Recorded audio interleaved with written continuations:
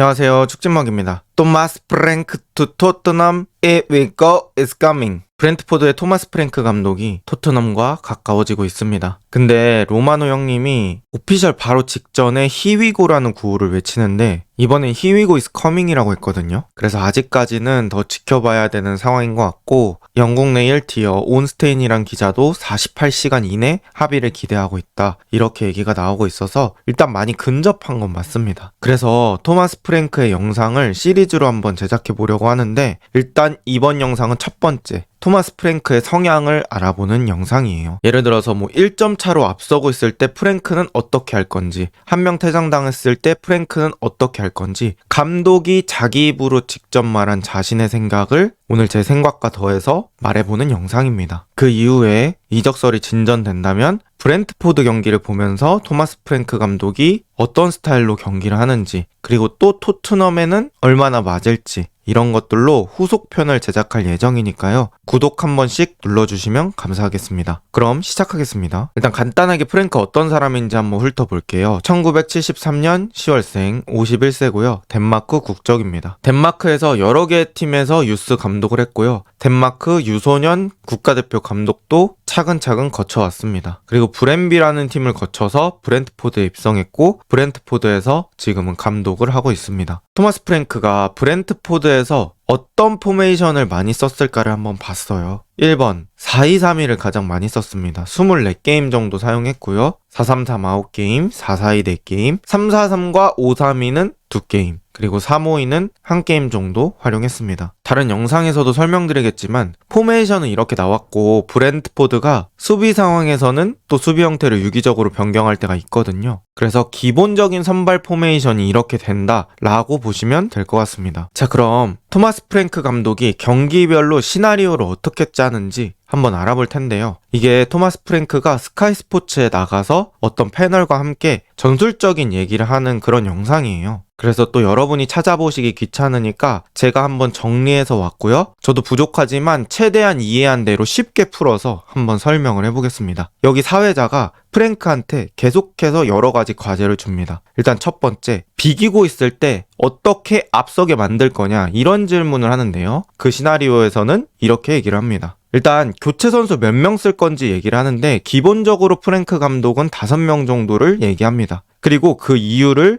우리는 강도를 90분 내내 유지하고 싶어 한다. 왜냐면 새로운 선수를 갈아 끼워주면서 에너지를 채워주는 역할을 하기 위함이다. 이렇게 얘기를 하거든요. 그리고 무승부에서 이기려고 할 때는 플랜 A를 엄청나게 바꾸는 듯한 느낌은 아니었습니다. 일단 무승부에서 승리로 갈 때 숫자 변동보다는 성향을 바꾼다고 합니다. 예를 들어서 4-3-3이라고 가정을 했을 때 가운데 미드필더들이 있잖아요. 거기서 중앙 미드필더 성향의 선수를 조금 더 공격적인 미드필더로 바꿉니다. 이런 식으로 전체의 밸런스는 깨지 않으면서 선수의 성향을 바꾸는 게 이 무승부에서 승리로 갈 때의 시나리오라고 합니다. 물론 상대에 따라 달라질 수는 있어요. 예를 들어 프랭크 감독이 꼭 3점을 얻어야 되는 비교적 자신의 팀보다 체급이 많이 떨어지는 상대팀과 경기를 할 때는 이렇게 안 하겠죠. 더 공격수 투입해서 승점 3점을 얻으려고 하겠죠. 그런데 일반적인 상황을 얘기한 겁니다. 어쨌든 이 무에서 승으로 갈 때는 엄청 과하게 무언가를 바꾸진 않는 것 같았습니다. 그런데 이제 지고 있는 상황에서는 어떻게 할 거냐 이렇게 물어보거든요. 그때는 이렇게 설명을 합니다. 일단 영상에서는 미드필더를 10번, 8번, 6번 이렇게 얘기하더라고요. 그래서 편하게 제가 공미, 중미, 수미로 바꿔서 얘기를 하겠습니다. 일단 왼쪽에 있는 그림을 보면서 같이 얘기해보면 좋을 것 같아요. 왼쪽에 최후방에 3명이 있지만 그 중에 센터백은 한두 명 정도라고 얘기를 합니다. 그래서 지금 그림처럼 센터백 1, 2가 있고 수비형 미드필더의 보조를 받습니다. 그래서 후방은 3 형태가 되고요. 그 바로 앞라인에 미드필더 3명이 존재하게 되는데 이 미드필더들은 공을 잘 다루는 성향의 선수들로 구성을 할 것 같다고 얘기를 합니다. 그리고 한 명의 8번, 2명의 10번, 그러니까 한 명의 중미, 2명의 공미를 사용을 해서 조금 더 공격적인 중원 조합을 구성한다는 거죠. 그리고 윙어 1, 2라고 표현을 하거든요.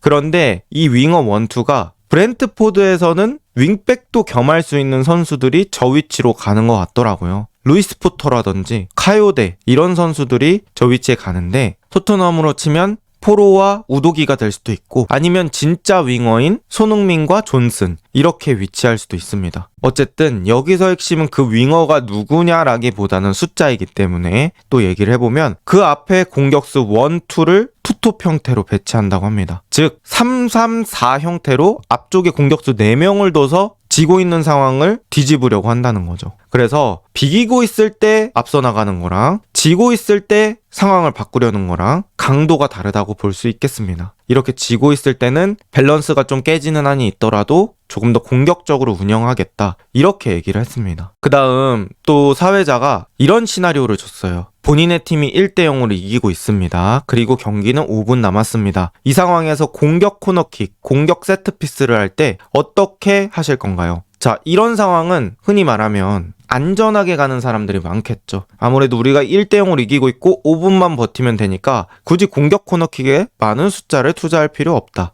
이게 일반적인 생각인데요. 이 브렌트포드의 토마스 프랭크 감독은 조금 생각이 달랐습니다. 일단 이렇게 말을 해요. 보통의 팀은 센터백 3명을 둔다. 상대가 공격수 1명이어도. 당연히 그렇겠죠. 골을 넣는 것보다는 센터백 뒤쪽에 내려놓고 안정적으로 수비하는 게 나으니까요. 그런데 자신은 아니라고 합니다. 항상 골을 넣을 수 있다고 믿는다고 합니다. 필드 플레이어 이렇게 있으면 상대팀 박스에 한 6명 정도 투입하고 2명은 박스 가장자리에 대기하고요. 이렇게 되면 8명이잖아요. 게다가 코너킥 차는 선수 1명 하면 최후방 센터백이 1명 남습니다. 그러니까 지금 같은 상황에서도 공격적인 걸 포기하지 않는다는 거예요. 상대도 역습을 위해서 공격수를 1명 빼놨으면 수비수가 그만큼 1명 줄 거잖아요. 그랬을 때 브렌트포드는 오히려 거기서 역으로 압박을 해서 싸먹을 수 있다고 생각을 하는 겁니다. 그래서 1대1 맨마킹으로 공을 따내고 상대를 압박해서 기회를 얻으려고 한다. 이렇게 얘기를 합니다. 그리고 거기서 골을 넣어버리면 아예 경기가 끝나니까 그때까지 높은 압박을 유지하겠다고 말합니다. 그러니까 흔히 말하면 버텨서 이기는 것보다 그냥 상대의 숨통을 끊어버려서 이긴다는 거죠. 격투기로 치면 판정승보다는 KO승을 원한다고 하는 겁니다. 그리고 이렇게 또 물어보더라고요. 1명 퇴장당했을 땐 어떨까요?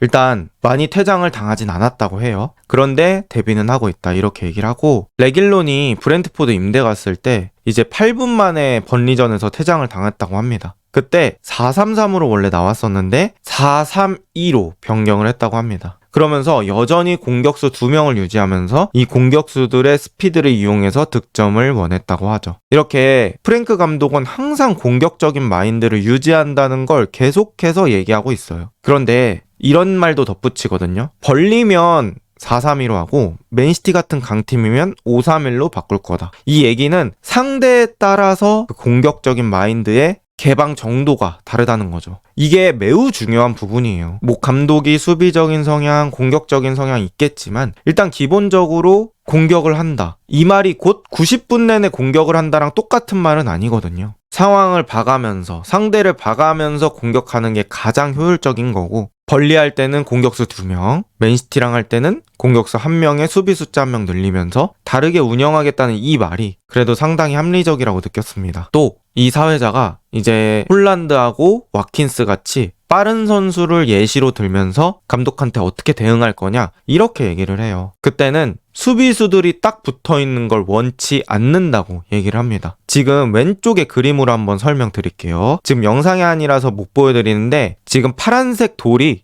움직인 장면입니다. 브렌트포드 선수들이 빨간색이고 저 파란색 선수와 브렌트포드의 센터백이 붙어 있었는데 그 파란색 선수가 한 번에 돌아뛰는 거죠. 이런 상황에선 어떻게 될까요? 이 돌아뛰는 선수가 가속을 미리 받아버리면 수비수는 몸을 돌리면서 다시 뒤쪽으로 뛰어야 되기 때문에 속도 싸움에서 지고 시작할 수밖에 없습니다. 그래서 이런 특별한 위험성을 경계하기 위해서 수비수들이 아예 딱 붙어 있는 건 원치 않는다 이렇게 얘기를 하고요. 이런 식으로 1대1 맨마킹의 형태는 유지시킨 다음에 수비에게 5야드 정도의 여유를 가졌으면 좋겠다고 얘기한다고 합니다. 지금 왼쪽에 있는 그림처럼 아예 붙어 있는 게 아니라 조금 떨어지면서 이 공격수가 돌아뛰더라도 나중에 대응을 할 수 있는 그런 형태를 만들어 놓는 거죠. 그런데 이건 아마 상대팀에 따라서 다르게 대응을 할 것 같습니다. 만약에 저기 있는 선수가 클루셉스키라고 하면 돌아뛰었을 때도 따라잡을 자신이 있으므로 그냥 가까이 붙는 것도 나쁘진 않겠죠. 하지만 클루셉스키가 아니라 손흥민이나 존슨 같은 선수라면 스피드가 있으니까 저렇게 5야드 정도 벌려놓겠죠. 이거는 상대 공격수, 상대 팀, 상대 감독에 따라서 충분히 조절이 가능한 부분이다. 하지만 이 영상을 보면서 느껴지는 게 이 프랭크 감독이 거리에 대한 철학이 있다라는 걸 느꼈습니다. 자, 그리고 압박에 대한 생각도 한번 말씀드려 볼게요. 압박은 크게 3가지 지역으로 나눠서 얘기를 했습니다. 우리가 흔히 말하는 경기장을 3등분 했을 때 퍼스트 서드, 미들 서드, 파이널 서드 이렇게 부르잖아요. 뭐 이렇게 3분의 1로 나누는 거를 요새 얘기를 많이 한다.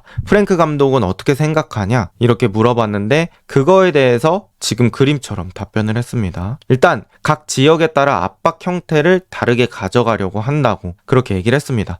뭐 구체적인 건 다 얘기할 수는 없겠죠. 그런데 어쨌든 지역에 따라 압박 형태가 다르다. 이런 걸 얘기했고요. 압박에서 가장 중요한 건 거리라고 얘기했습니다. 저는 이 부분이 아주 합리적이고 인상 깊었는데요. 저도 영상에서 많이 언급하는 부분인데 이 전방 압박을 갈 때 구멍이 하나라도 생긴다면 그 구멍을 통해서 다른 구멍이 넓게 벌어지면서 뚫리는 경우들이 있다. 그리고 현대 축구에서 그렇게 실점하는 팀이 굉장히 많습니다. 예를 들어서 챔피언스 리그 4강 1차전 아스날과 파리 생제르맹의 경기에서 덴벨레가 센터백 라인에서 슬쩍 내려오면서 압박받고 있는 파리 수비진에 대해서 지원을 와줬죠. 아스날 선수들은 강력한 전방 압박을 했기 때문에 앞쪽에 많은 숫자가 투자되어 있었고 거기서 패스가 빠져버리면서 덴벨레가 돌아서고 그게 결국 득점으로 이어졌습니다. 프랭크 감독은 그것과 비슷한 맥락으로 이 압박을 거리로 생각을 하고 있는 거예요. 그래서 적절한 거리일 때 압박을 시작해야 이 전체적인 압박의 틀이 깨지지 않는다.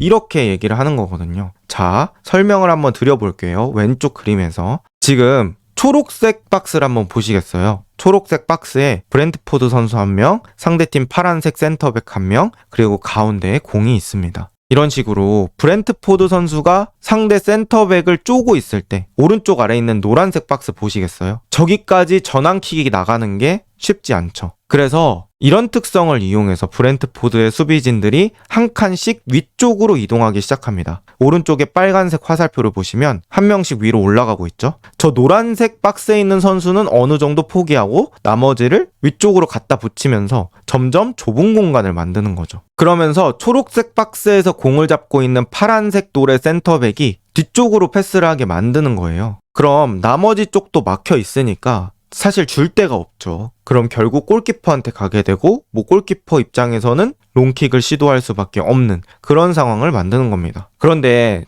지금 같은 상황 말고도 얼마나 많은 압박 상황이 있겠어요. 딱 하나로 정리할 수 없는데 중요한 건 뭐냐? 거리라는 원칙을 세워놨다는 겁니다. 이 원칙이 있으면 그 원칙을 팀원들이 다 공유하고 있으면 아무래도 한 방향으로 움직이기 쉽죠. 전술 지침에 대한 생각도 물어봤습니다. 그리고 프랭크 감독의 한 말 중에서 이 전술 지침에 대한 생각들을 파악할 수 있었는데요. 일단 이런 얘기를 많이 했어요. 압박에 대한 지역별 계획이 있다. 그리고 특정 지점에서 어떻게 공격할 것인지에 대한 원칙이 있다. 축구는 복잡하다. 하지만 단순화하려고 한다. 선수들의 축구적인 결정이 훨씬 더 쉬워지게 하려고 우리는 항상 명확한 원칙을 가지고 있다. 이런 얘기들을 했거든요. 경기장에서 수많은 상황들이 일어나고 그걸 다 온전히 선수에게 판단을 맡길 수 없잖아요. 그래서 어느 정도 원칙은 심어주고 계획은 잡아주고 그 안에서 플레이할 수 있게 만드는 것 같습니다. 그런데 이 영상을 다 보고 느낀 점 중에 하나는 이 감독의 기본적인 마인드셋은 공격이다. 일단 공격적인 마인드셋을 보유하고 있고요. 지켜서 끝내기보다는 숨통을 끊어서 이기는 방법을 조금 더 선호하는 걸로 볼 수 있을 것 같습니다. 그리고 이기고 있을 때, 퇴장당했을 때 시나리오에서도 득점을 계속 얘기했는데요. 어쨌든 골 넣는 거를 계속 염두에 두는 것 같습니다. 사실 마인드셋은 누구나 이럴 수 있죠. 중요한 건 이 마인드셋이 결과, 즉 승점으로 이어지는 겁니다. 그런데 그건 정말 토트넘에 오기 전까지는 아예 알 수 없고요. 일단은 수비적인 성향의 감독은 아니다. 요렇게 볼 수 있을 것 같아요. 마지막 상황별 계획을 수립해 놓은 느낌이 많이 들었습니다. 영상에서 플랜 A, B 이런 말을 자주 쓰고요. 일단 그렇게 되면 기본적인 플랜이 2개 이상 존재한다는 겁니다. 그리고 물어봤을 때 답변이 막히지 않고 술술 나왔었어요. 그래서 본인도 축구에 대한 생각이 되게 깊다 이런 걸 느꼈고 계획과 원칙 계속 비슷한 맥락의 말들을 했습니다. 어쨌든 결과가 중요하긴 하지만 원칙이 아예 없고 철학이 없고 계획이 없는 감독보단 낫잖아요. 그래서 축구를 대하는 애티튜드 그러니까 태도는 되게 좋다. 그리고 막 이렇게 손 놓고 이런 감독은 아닌 것 같다라는 걸 느낄 수 있었고요. 조금 더 가까워진다면 이런 성향의 전술 얘기까지 더해서 다음 편 제작해 보도록 하겠습니다. 이번 영상은 여기까지고요. 좋은 하루 보내세요.